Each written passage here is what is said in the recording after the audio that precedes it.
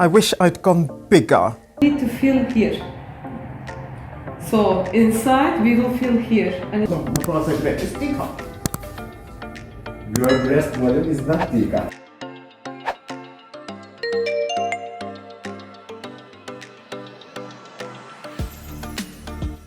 Number 1. I wish I'd known the different pros and cons of having the implants placed in front of my chest muscle and having them placed behind my chest muscle.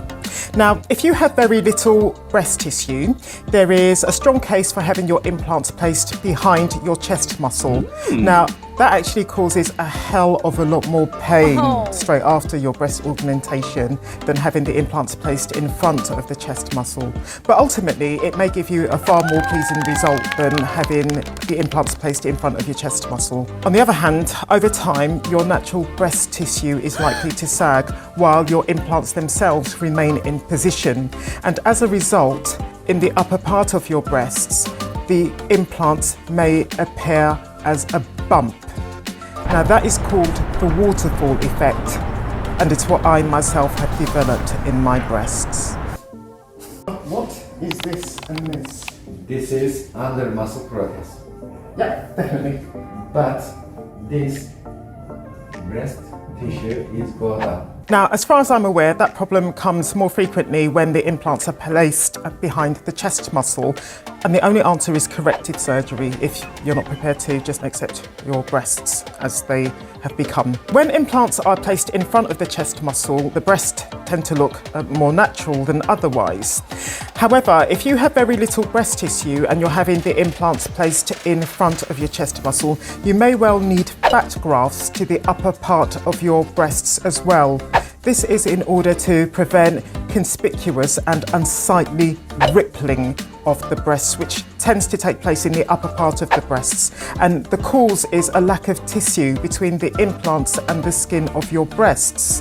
Fat grafts meant to make up for the lack of tissue between the implants and your skin. In 2007, when I had my first breast augmentation, in which the implants were placed in front of my chest muscle, I was someone with very little breast tissue. Now, when I presented my diabolical result to my surgeon and showed him the email in which he had said that having the implants in front of my chest muscle would make my breasts look more natural, I never heard from him again. Now, having fat grafts placed in the upper part of my breasts may have made all the difference to my result.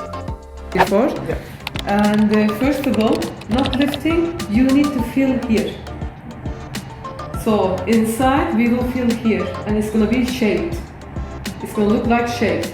You need to feel here because your silicone came down. Yeah. Right?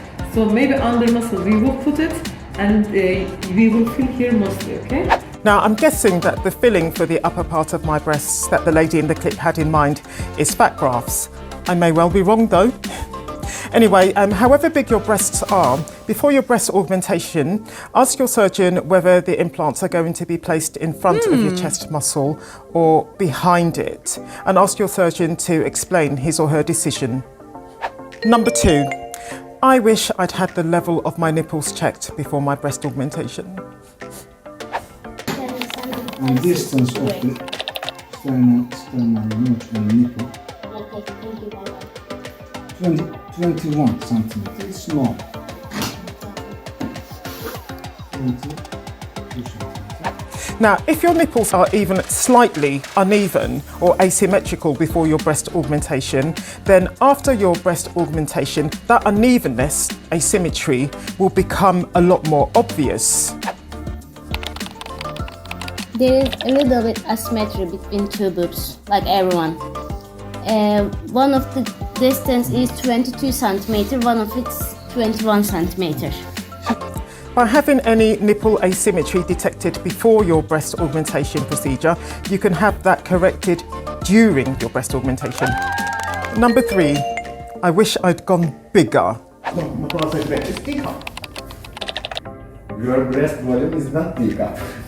Well, I wear a bra size D. Okay. Okay, you know. What size do you think this is? You want E cup? E or F, maybe like, Why? why? Because I want bigger breasts. And I understand that that's actually a very common complaint with breast augmentation. And entwined with that, I wish I'd given more consideration to how I want my cleavage to look in strappy tops and low-cut dresses, for instance. Let that be a lesson for you. Number 4, this is something that I knew about before my breast augmentation, and it's something that I acted on. If you've got really big nipples, if you want, you can have them made smaller during your breast augmentation. Number 5, and again, this is something I knew about before my breast augmentation and something that I acted on. If you've got sagging breasts, there are 3 options for you. Number 1, do nothing. Number 2, just have a breast mastopexy, that's a breast lift on its own. Or number 3, have a breast lift combined with a breast augmentation. And number 3, breast lift combined with breast augmentation is what I did.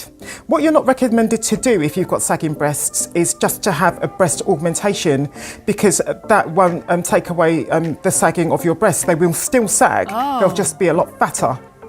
Now, before I go on, please give this video a like, please subscribe if you haven't already done so, and set the bell notification icon to all. And feel free to start commenting already. Have you had a breast augmentation? How did it go? Where did you have it done? When? Why? Also, if you plan to have any cosmetic surgery, I recommend you to get my free guide on how to choose a cosmetic surgeon. There's a link to it in the description box below. I'm Gina, I'm 46, I'm from London. I don't know one end of a scalpel from the other. And for that reason, I don't actually call myself a cosmetic surgery expert. Cosmetic surgeons are cosmetic surgery experts. But given all the cosmetic surgery I've had, I feel that the experience that I now have can help you, for instance, if you plan to have a boob job or any of the other procedures that I've had. For instance, in this video, I am telling you things about a boob job, breast augmentation, that I jolly well wish someone had told me before my breast augmentation.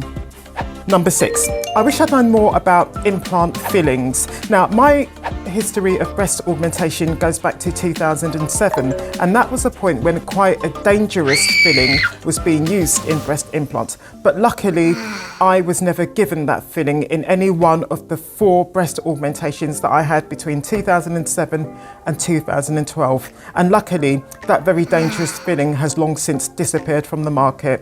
Anyway, it's still good to be educated. So even though nowadays I think cohesive silicone gel is the most common implant filling, still raise the matter with your surgeon. You might learn something important.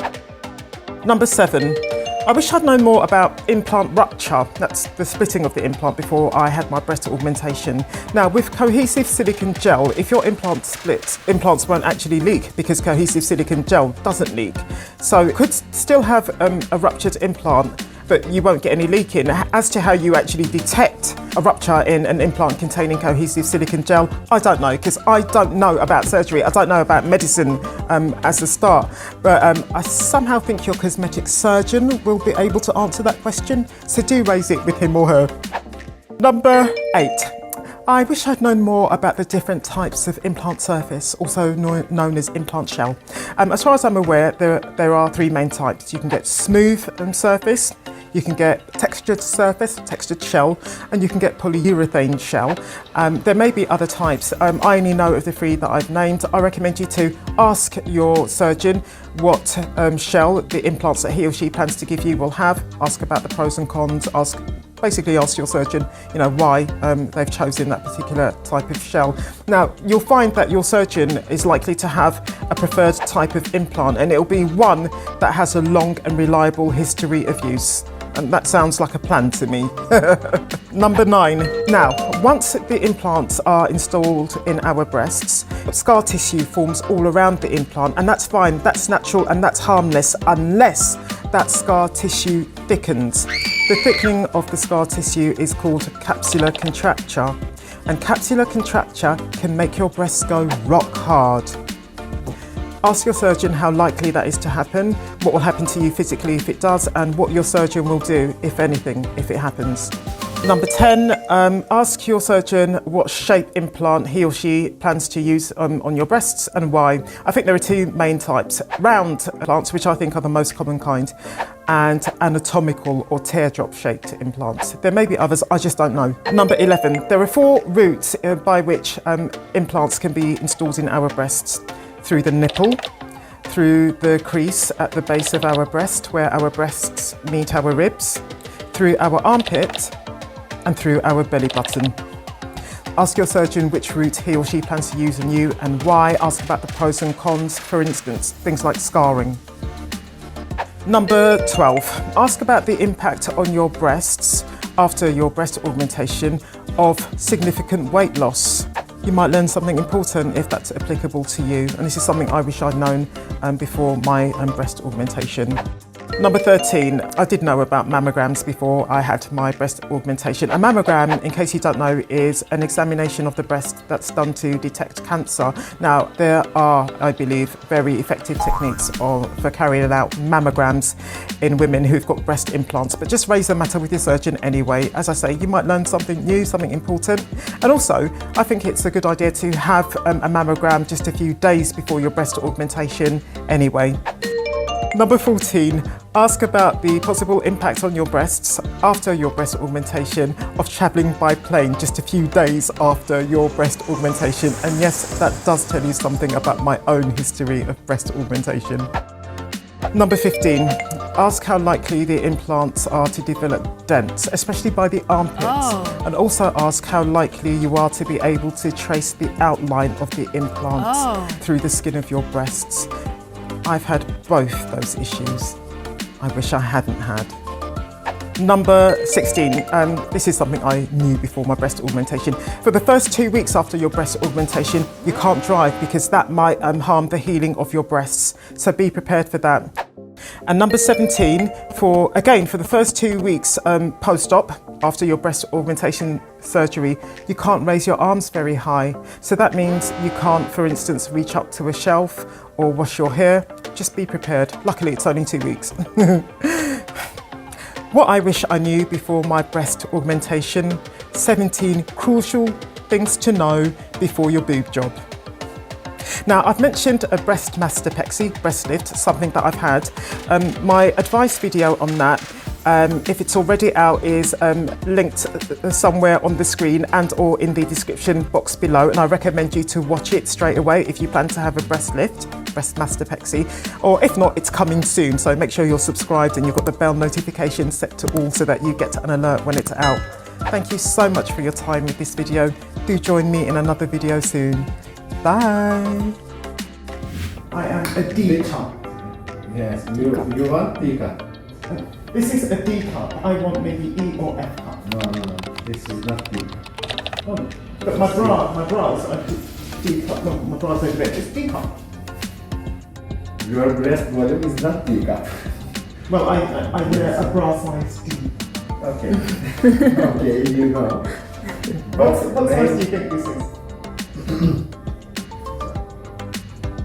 You want E cup? E or F, maybe like. Why? Why? Because I want bigger breasts.